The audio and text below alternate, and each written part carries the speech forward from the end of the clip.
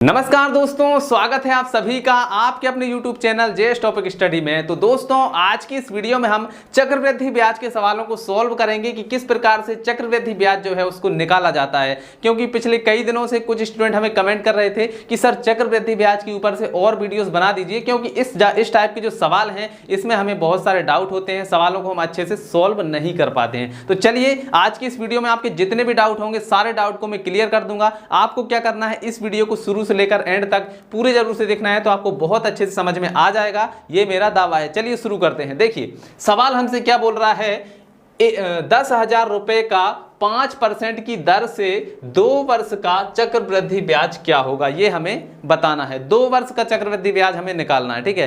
तो चक्रवृद्धि ब्याज का यहाँ पर फार्मूला क्या होता है, देखिए यहाँ पर लिखा हुआ है CI बराबर P, इसके बाद में बड़ा कोष्टक है, फिर इसके अंदर एक और कोष्टक है, ठीक है। 1 + R/100 इसकी पावर n और माइनस में 1 दिया है, ठीक है। ये है CI यानी चक्रवृद्धि ब्याज का फार्मूला।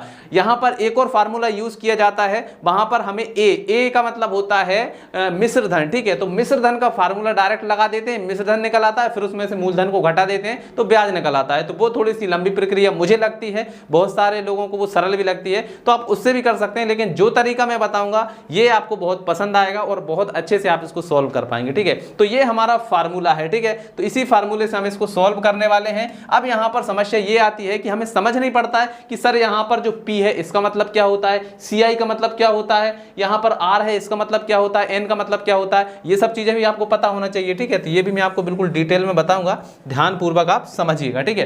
तो यहां पर देखिए, सबसे पहले आता है CI का मतलब होता है चक्रवृद्धि ब्याज, ठीक है। यहां पर हम लिखेंगे चक्रवृद्धि ब्याज, ठीक है। और अंग्रेजी में इसको बोलते हैं कंपाउंड इंटरेस्ट। C का मतलब कंपाउंड, I का मतलब इंटरेस्ट, ठीक है। तो और हिंदी में इसको बोलते हैं चक्रवृद्धि ब्याज, ठीक है।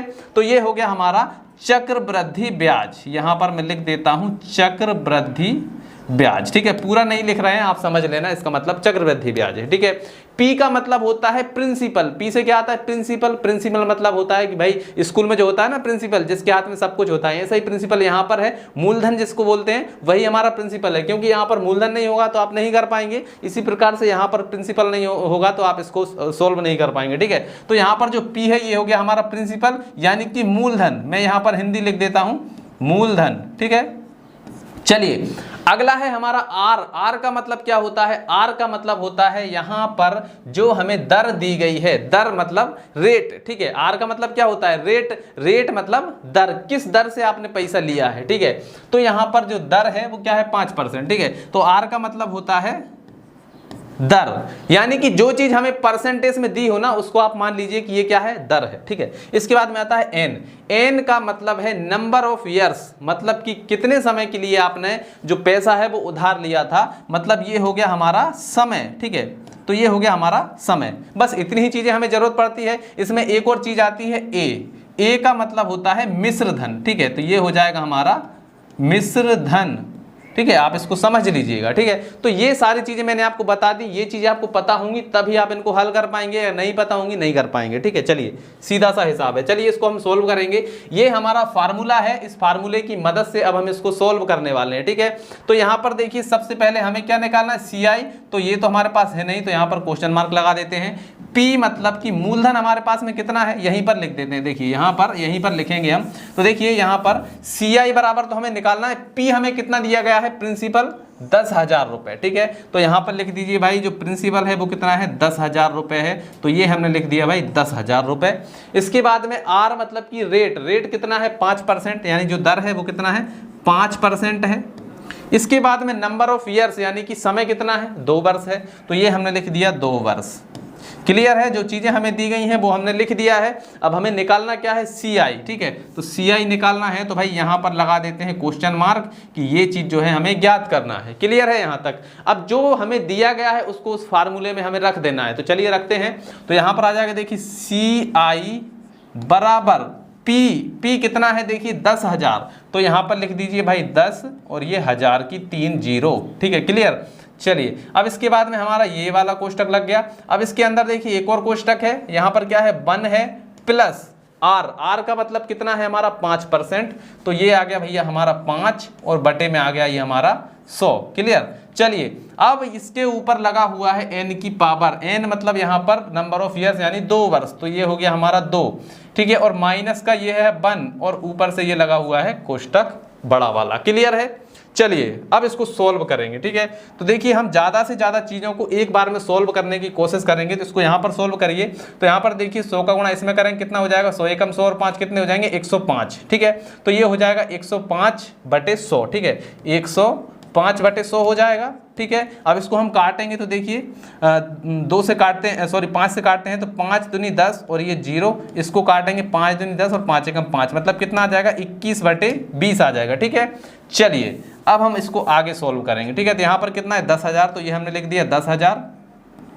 क्लियर है? अब यहाँ पर देखिए क्या है, सॉरी 1 को हम यहाँ पर इस पूरे को सोल्व करने के बाद में कितना आया है 21/20, यही है। अब इसके ऊपर घात कितनी लगी हुई है 2, तो इसको हम 2 बार गुणा करके लिख देते हैं, ठीक है। तो ये हो गया हमारा 21/20, ठीक है।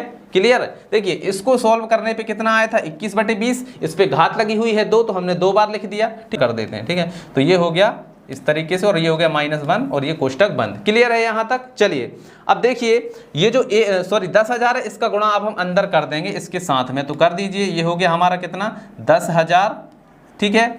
इसके बाद में यहाँ पर गुणा 21/20, फिर से क्या है 21/20 और माइनस का 1 है, तो माइनस का 1 मतलब ये 10,000 का गुणा भी इसी में हो जाएगा, तो ये हो जाएगा माइनस का 10,000 रुपए। क्लियर है? चलिए अब जो कट रहा है ना उन चीज़ों को काट दीजिए। तो देखिए यहाँ पर 1 0 से 1 0, ठीक है, दूसरी 0 से दूसरी 0, ठीक है। क्लियर है? खत्म है यहाँ का काम।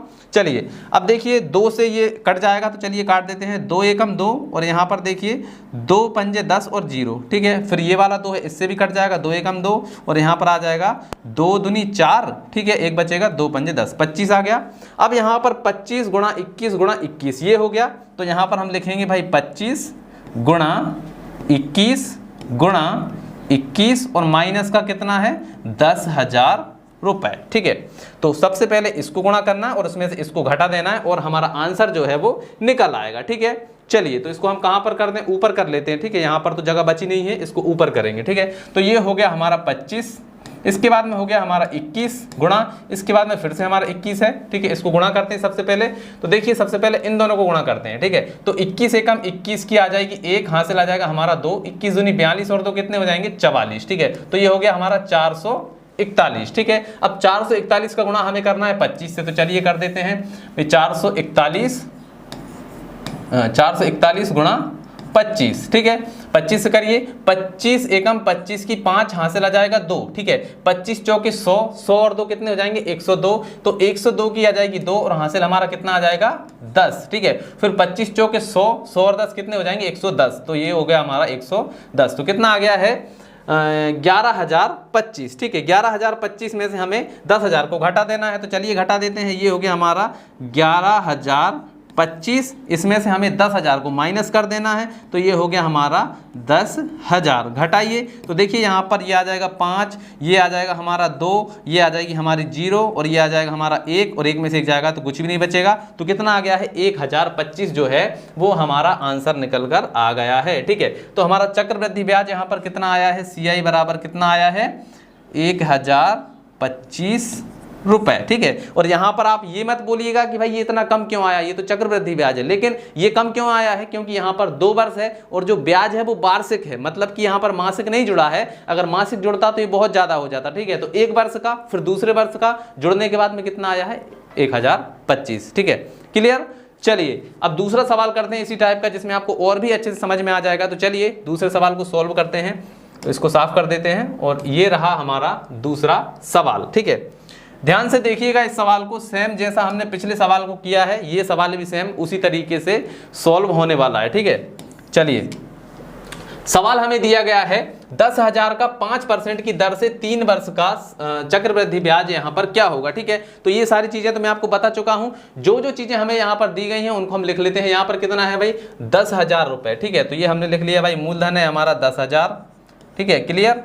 इसके बाद में हमें दर दी गई है 5%, तो ये हो गया हमारा 5%, ठीक है। इसके बाद में जो समय है वो है हमारा 3 वर्ष, ठीक है। बस यहाँ पर समय का ही अंतर है, पिछले वाला सवाल जो था उसमें 2 वर्ष था, यहाँ पर 3 वर्ष है, तो ये हो गया हमारा 3 वर्ष। क्लियर?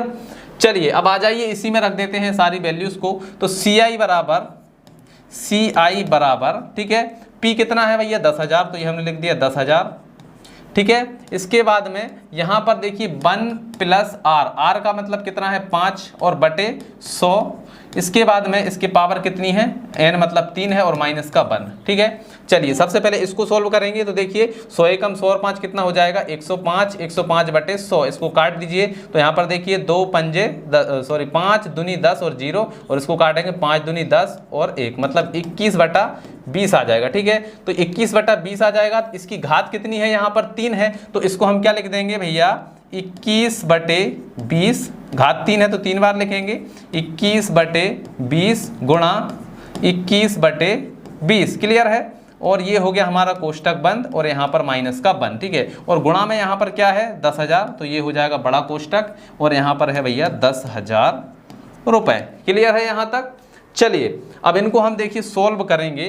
तो यहाँ पर सोल्व करने से पहले इसका गुणा कर देंगे तो और भी अच्छा रहेगा। ठीक है, डायरेक्ट गुणा ही कर देते हैं तो हल करने में आसानी हो जाएगी। ठीक है, तो जो 10,000 है इसका गुणा हम क्या करते हैं इसके साथ में कर देते हैं। ठीक है, इसके साथ भी होगा पहले, फिर इसके साथ भी हो जाएगा, तो यहाँ पर हो जाएगा माइनस का 10,000। क्लियर। चलिए अब जो कट रहा है उसको काटिए। तो देखिए 1 0 2 0 3 0, 1 0 2 0 3 0। ठीक है, 3 0 से 3 0 तो कट ही गई हैं। अब 2 से काटते हैं, 2 एकम 2 और 2 पंजे 10। क्लियर है। ठीक है, तो यहाँ पर देखिए अब ऊपर हमारा 21 गुणा और 5 है। देखिए क्या है 5 गुणा 21 गुणा 21 गुणा 21 3 बार है। इसके बाद में यहाँ पर देखिए 2 दूनी 4, यहाँ पर 4 है नीचे। क्लियर, और माइनस में है 10,000, तो इसको अभी अलग छोड़ देते हैं इधर ही। ठीक है, ये 10,000 हो गया। इसको सोल्व करते हैं। ठीक है, तो चलिए सबसे पहले हम क्या करेंगे 21 का गुणा कर लेते हैं। ये कितना आता है, तो 21 और 21 का गुणा करेंगे क्या आएगा, देखिए 21 एकम 21 और यहाँ से ला जाएगा 2। ठीक है, 21 दूनी 42 और 2 हो जाएगा 44, 441 हो गया। अब 441 का गुणा हमें फिर से 21 में करना है, तो ये हो गया 441 गुणा 21। ठीक, तो देखिए 441 और 21 का गुणा करेंगे तो देखिए 1 का करेंगे सबसे पहले, तो यहाँ पर 1 4 4 यही आएगा। फिर 2 का करेंगे, 2 एकम हो जाएगा हमारा कितना, यहाँ पर 2 एकम हो जाएगा हमारा 2। ठीक है, और यहाँ पर 2 चौके 8।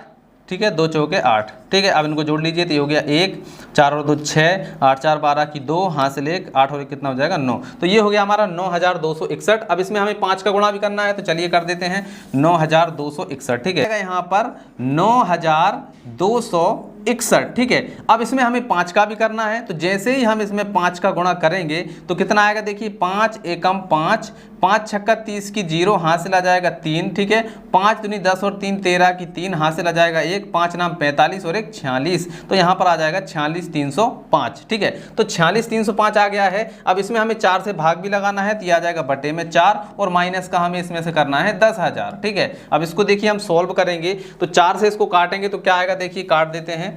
तो देखिए यहाँ पर 4 एकम 4, यहाँ पर आ जाइए 4 एकम 4। ठीक है, यहाँ पर 6 है तो फिर से 4 एकम 4 2 बचेंगे, तो यहाँ पर कितना हो जाएगा 23। ठीक है, तो यहाँ पर 4 पंजे 20। ठीक है, फिर 3 बचेंगे तो यहाँ पर हो जाएगा हमारा 30। ठीक है, तो 4 छिंग 24, 4 सत्ते 28। ठीक है, तो यहाँ पर हो गया 28, फिर 2 बचे तो यहाँ पर हो गया हमारा 25। ठीक है, तो 4 छिंग 24, 1 बचेगा, फिर पॉइंट लगा के हम 0 बढ़ाएंगे, 4 दूनी 8। तो इस तरीके से हमारी संख्या आएगी 11,576.22। ठीक है, क्या आएगा 11,576.22, और इसमें से 10,000 को माइनस कर दीजिए तो ये हो जाएगा हमारा भैया 10,000 माइनस। अब इसको घटाइए तो देखिए 0.22 तो ये यही रहेगा, और यहाँ पर देखिए 6 आ जाएगा। देखिए ये हो गया हमारा 6, ये हो गया हमारा 7। ठीक है, ये हो गया हमारा 5, ये हो गया 1। ठीक है, और 1 से 1 कट जाएगा और 0.22, मतलब ये आ जाएगा हमारा आंसर 1576, मतलब 1576.22। ये जो है हमारा आंसर निकल कर आ चुका है। तो आई होप दोस्तों आपको ये जो चक्रवृद्धि ब्याज के सवाल हैं ये समझ में आ ही गए होंगे।